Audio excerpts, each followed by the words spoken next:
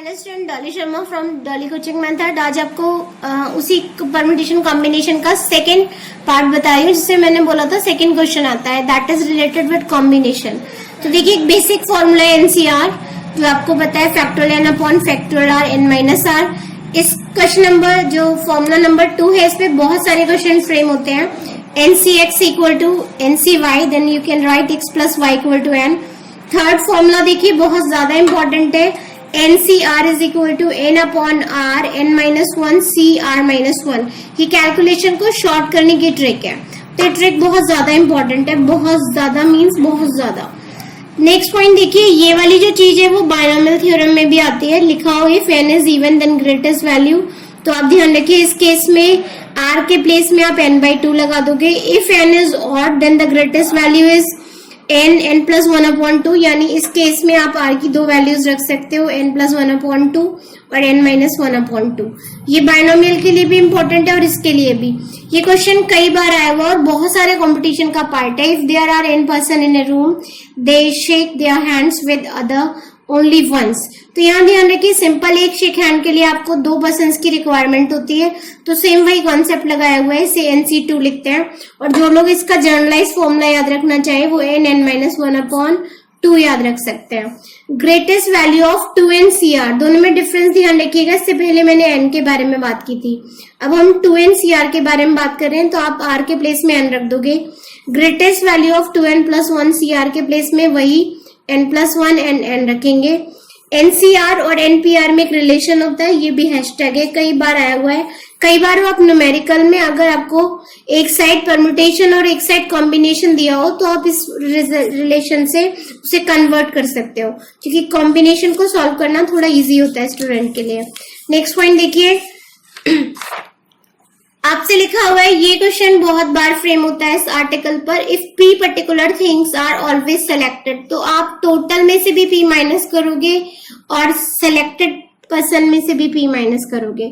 इसमें देखिए, if P particular things are not always selected, यानी हमने पूरे कॉम्बिनेशन में से उन चीजों को हटा दिया है, तो n माइनस P CR होगा।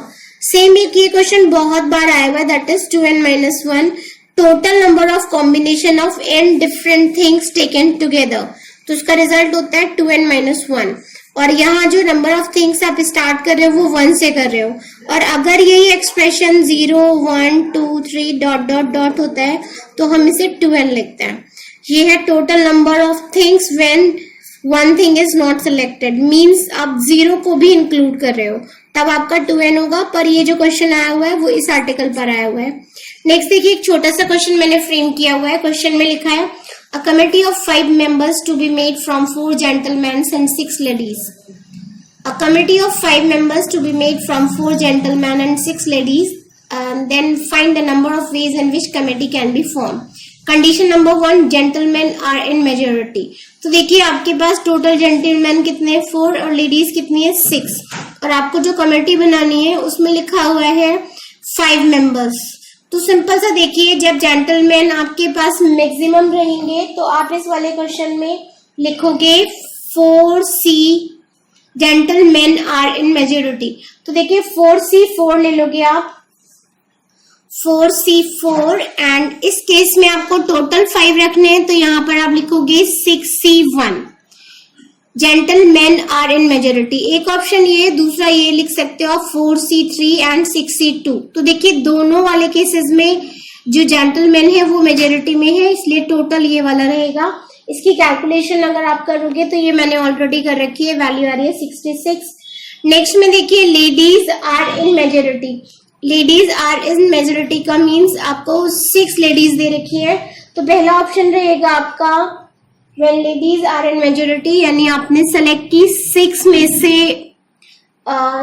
से आपने पूरी 3 सेलेक्ट कर ली, तो हम इस समय 4C2 लिखेंगे। नेक्स्ट अगर आपने लिखा 6C4, तो हम 4C1 लिखेंगे, और 6C5 अगर आप लिख रहे हो तो फिर हम एक भी जेंट्स नहीं लेंगे, क्योंकि ओवरऑल 5 पर्सन्स रखने हैं।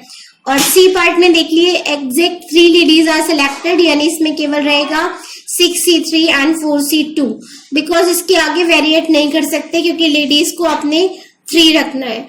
तो इस टाइप के और वीडियोस के लिए मेरे चैनल को लाइक कीजिए, सब्सक्राइब कीजिए। अगर आपने सब्सक्राइब नहीं कर रखा है तो करिए। जो कॉम्बिनेशन परम्यूटेशन है उसमें से केवल यही 2 क्वेश्चन आते हैं।